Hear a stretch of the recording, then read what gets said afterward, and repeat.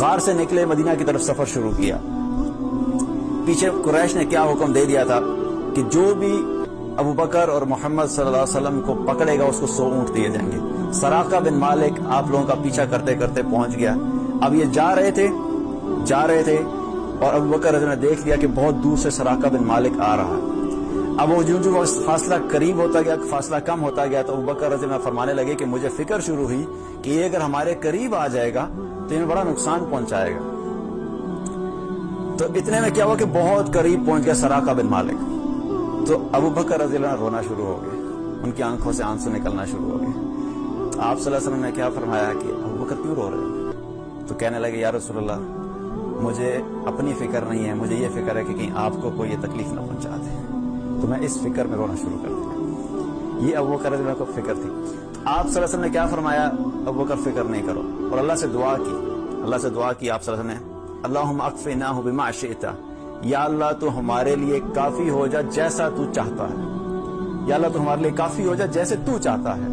اور جب آپ نے یہ دعا کی تو سراقہ بن مالک کا جو گھوڑا تھا وہ جگہ جو تھی وہ سخت تھی۔ اب سخت جگہ میں کسی چیز کا دھنسنا کوئی پاسبل نہیں ہے، ریت ہو تو ریت میں کوئی چیز دھنس جائے، سخت جگہ تھی۔ لیکن جب اللہ کے رسول صلی اللہ علیہ وسلم نے دعا کی تو سراقہ بن مالک کے گھوڑے کی اگلی دونوں ٹانگیں وہاں پہ دھنس گئی اور وہ گر گیا، اور آپ صلی اللہ علیہ وسلم کی دعا قبول ہوئی، اور اللہ تعالیٰ نے آپ صلی اللہ علیہ وسلم کو اور ابو بکر رضی اللہ عنہ کو وہاں سے نجات دلائی۔ غزوہ تبوک کے موقع پہ جب وقت آیا تو عمر رضی اللہ عنہ فرماتا ہے کہ وہ وقت ایسا تھا کہ میرے پاس مال کی کثرت تھی، اور عمر رضی اللہ عنہ مستقل اسی فکر میں رہتے تھے کہ کسی طریقے سے میں ابو بکر سے آگے نکل جاؤں۔ کمپٹیشن، مقابلہ، ہم بھی کمپٹیشن کرتے ہیں نا، ہم کسی سے کمپٹیشن کرتے ہیں، تمہارا موبائل کون سا ہے، میرا موبائل تم سے بہتر ہونا چاہیے، تم وہ والا برانڈ پہنتے ہو میں تم سے بہتر برانڈ پہنوں گا، تمہاری گاڑی یہ والی ہے میرے پاس تمہارے سے گاڑی اچھی ہونی چاہیے۔ ہم دنیا کے کمپٹیشن میں لگے رہتے ہیں۔ صحابہ جو تھے وہ آخرت کے کمپٹیشن میں لگے رہتے تھے کہ کسی طرح ہم ایک دوسرے سے آگے نکل جائیں۔ ابو بکر رضی اللہ عنہ اور عمر رضی اللہ عنہ اکثر کمپیٹ کرتے تھے کہ کسی طرح ہم آگے نکل جائیں۔ عمر رضی اللہ عنہ فرماتے ہیں کہ مجھے یقین تھا کہ غزوہ تبوک کے موقع پہ میں آگے نکل جاؤں، کیونکہ غزوہ تبوک کا وہ وقت تھا جب رسول اللہ صلی اللہ علیہ وسلم سب کو کہا تھا کہ جو جتنا صدقہ کر سکتا ہے کر دے۔ عمر رضی اللہ عنہ اپنا مال لے کر پہنچے آپ صلی اللہ علیہ وسلم کے پاس، پہنچے، یا رسول اللہ یہ مال میری طرف سے، آپ نے رکھ لیا۔ آپ صلی اللہ علیہ وسلم نے پوچھا یا عمر پیچھے اہل و عیال کے لیے کتنا چھوڑ کر آئے ہو؟ عمر رضی اللہ عنہ نے فرمایا یا رسول اللہ جتنا لے کر آیا ہوں اتنا ہی پیچھے چھوڑ کے آیا ہوں، یعنی جتنا میرا مال تھا اس کا نصف ادھر لے آیا ہوں اور اس کا نصف اپنے اہل و عیال کے لیے چھوڑا۔ اتنے میں ابو بکر رضی اللہ عنہ آئے، اپنا مال لے کر آئے، یا رسول اللہ میری طرف سے مال۔ پوچھا رسول اللہ صلی اللہ علیہ وسلم نے ابو بکر کتنا چھوڑ کے آئے ہو؟ فرمایا یا رسول اللہ پیچھے صرف اللہ اور اللہ کے رسول کو چھوڑا ہے، سارا مال دے دیا،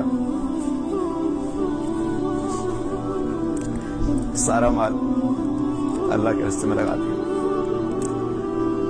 تو عمر رضی اللہ کیا فرماتے ہیں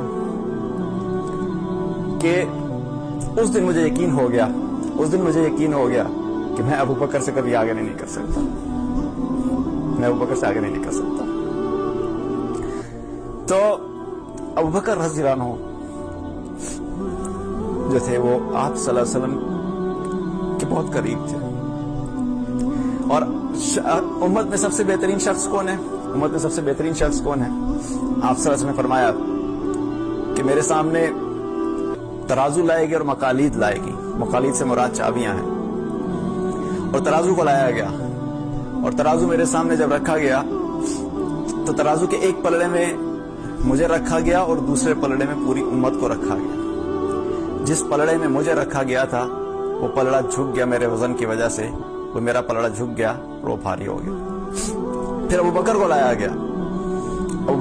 گیا، ایک پلڑے میں امت کو رکھا اور ایک پلڑے میں ابو بکر کو رکھا، تو جس پلڑے میں ابو بکر کو رکھا تو وہ پلڑا بھاری ہو گیا ان کے وزن کی وجہ سے۔ تو پوری امت کا ایمان ایک طرف اور ابو بکر رضی اللہ عنہ کا ایمان ایک طرف، یہ مقام ہے ابو بکر رضی اللہ عنہ۔